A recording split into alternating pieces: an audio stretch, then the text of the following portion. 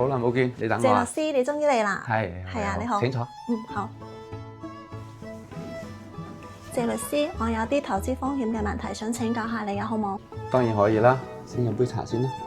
謝律師，我媽咪最近睇緊一個投資平台，入邊有好多我覺得係詐騙嘅術語嚟嘅，例如咧，例如咩無本生利啊、分享經濟等等，呢啲平台聽都未聽過，我好擔心我媽咪被呃咗啊！咁有冇啲咩簡單識別詐騙投資嘅方法呢？的確好多非法集資都係中意用呢啲高大上嘅名詞去呃人嘅。我哋可以多啲觀察、多啲思考嚟去識別佢。咁你講講有咩好方法啊？我嚟話你知一啲非法集資常見嘅陷阱，總結嚟講就係騙局嘅六大花招。咁有邊六大啊？慢慢同你講。第一招，編造虛假項目。非法集資者大多會通過註冊合法公司或者企業，編造各種虛假項目，以簽訂合同、投資理財、投資入股等等名義，將人騙入泥潭。佢哋會用一啲聽落好專業嘅術語，例如科技創新、綠色能源等等，嚟吸引投資者。咁要點樣去分辨呢啲項目係咪真嘅呢？你一定要了解項目嘅真實性。例如呢個項目有冇經過相關機構嘅資質備案，有冇真實可行嘅盈利模式，有冇相關嘅監管。所謂投資一定要係自己懂嘅行業，如果唔係就可能會做水魚啦。明白。咁第二招呢？第二招，謊稱創業創新。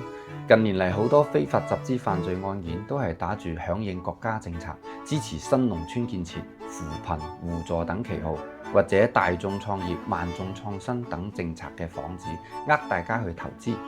就好似嗰個巴鐵1號咁樣，號稱係中國自主研發嘅空中巴士，結果係個騙局嚟嘅。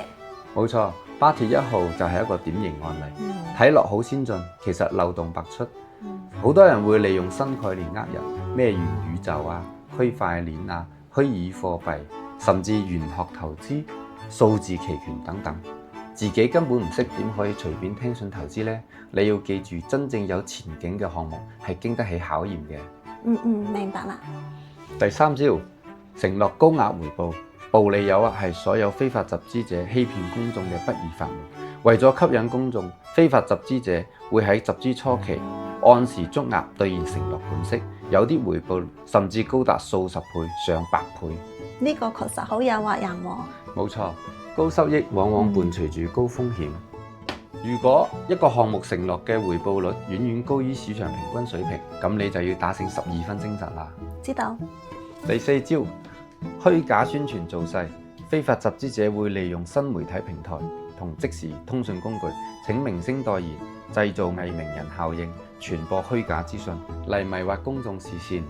就好似而家嘅公眾號咁，成日會發佈一啲睇落嚟好似好專業嘅投資建議，其實有陣時我都分唔清邊啲係真，邊啲係假。冇錯，所以我哋要了解呢個項目嘅真實性，多啲從唔同嘅渠道查閱相關資料，唔好俾表面嘅現象迷惑。好嘅，我記住啦。第五招，藏身虛擬空間。非法集資者會借助虛擬網絡，將去中心化、開放源代碼等時髦嘅概念作為投資嘅噱頭，通過編造故事、設計模式等手段嚟吸引投資者嘅眼球。而家嘅互聯網咁發達，好多金融項目都係喺網上度運作嘅，要點樣先可以分辨佢嘅真假呢？網上投資風險更大，你要更加謹慎，要識得了解平台嘅背景、控股股東係咪受到相關監管機構嘅監管。